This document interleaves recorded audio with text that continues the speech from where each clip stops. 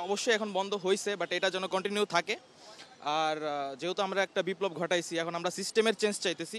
সিস্টেমটা যেন সুন্দরভাবে আমরা দেখতে পারি, আগে যেরকম হয়তো সেরকমটা যেন না হয়।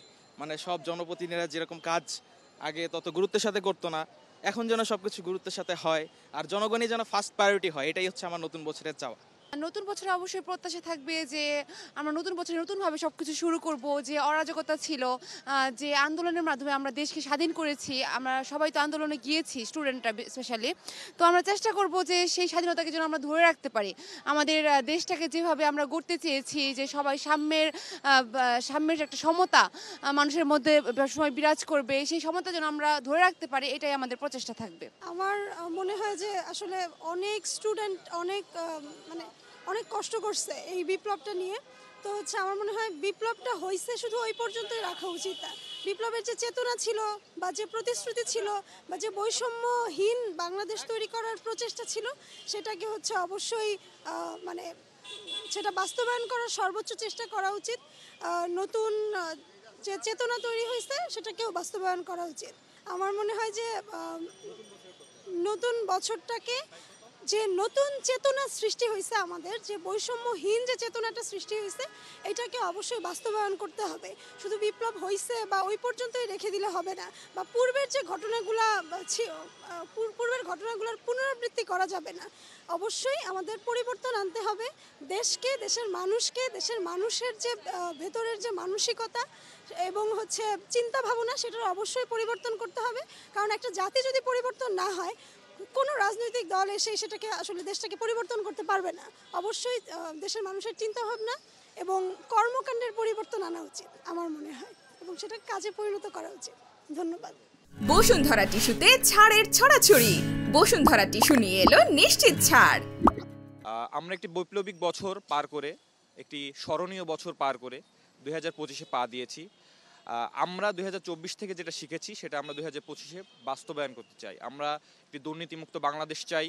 আমরা চাই এদেশের মানুষের সকল শ্রেণী, সকল পেশার মানুষ যাতে সুখী সমৃদ্ধ জীবনযাপন করতে পারে।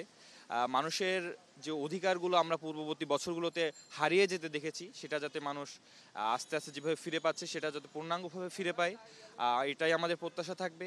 এবং ছাত্র থেকে শুরু করে সমস্ত পেশা, শ্রেণী পেশার মানুষ যাতে ভালো থাকে, তাদের জীবনযাপন, জীবনাচার যাতে সুন্দর হয়, তারা যাতে দেশের কথা চিন্তা করে দেশপ্রেমিক হয়ে সকলে যাতে বেড়ে ওঠে, এটাই আমার কাম্য হবে।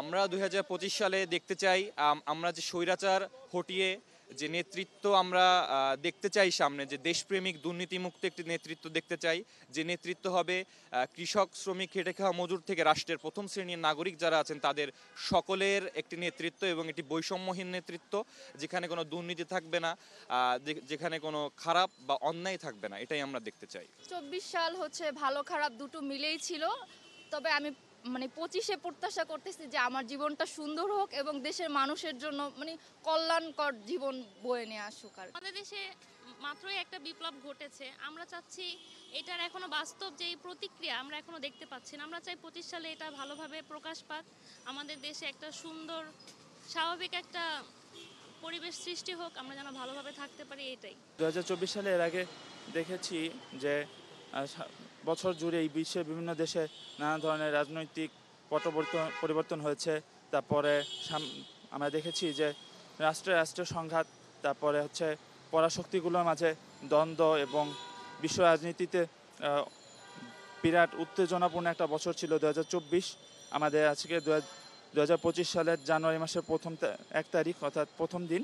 এদিন আমরা আশা করব যে এই বছরটা আমাদের একটি শান্তিপূর্ণ বছর যাবে। নতুন বছরের প্রত্যাশা নিশ্চয়ই গতবারের চেয়ে ভালো কিছু করার, অন্যান্য বারের চেয়ে বেশি প্রোডাক্টিভ হতে হবে, বেশি হার্ড ওয়ার্কিং হতে হবে, এবং মূল টার্গেটটা হচ্ছে আগের বছরের চেয়ে যাতে আর একটু ভালো করতে পারি সেদিকে এগোতে হবে। নতুন বছর নিয়ে ভাবনার মধ্যে অনেকগুলোই আছে, যার মধ্যে প্রথমটা হচ্ছে আরও বেশি প্রোডাক্টিভ হতে হবে।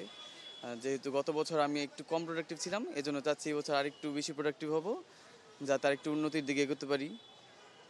আর তাছাড়া সব মিলে যাতে গত বছরের চেয়ে একটু ভালো বছর কাটাতে পারি, সেই প্রত্যাশা নিয়ে আগাচ্ছি।